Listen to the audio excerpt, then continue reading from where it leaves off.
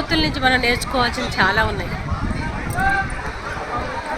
ఎలా తెలుసా? ఇదిగో ఈ కోతి తన పిల్లని నువ్వు గట్టిగా పట్టుకో లేకపోతే పడిపోతావు, ఆ రెస్పాన్సిబిలిటీ నీదే అని చెప్పేసి కోతి పిల్లకి ఇలా నేర్పుతుంది. మనుషులు మనం ఏం చేస్తాము, పిల్లల్ని మనం పట్టుకుంటాం, కానీ కోతి మాత్రం తల్లిని పట్టుకుంది. ఆ రెస్పాన్సిబిలిటీ తల్లి పిల్లకి ఇచ్చేసింది. అంటే చిన్నప్పటి నుంచి మనం కూడా పిల్లలకి ఇలా నేర్పితే మంచిగా అవుతారేమో అని నా భావన.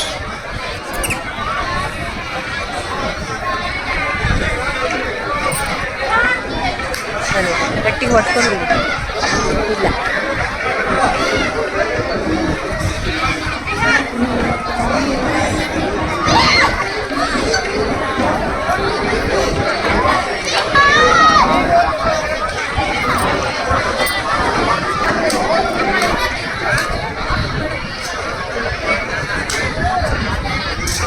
నువ్వే పట్టుకో, పడ్డావంటే నీ సంగతి నీ ఇష్టం, ఆ రెస్పాన్సిబిలిటీ నీదే అని చెప్పేసి పిల్లకి అప్పచెప్పింది.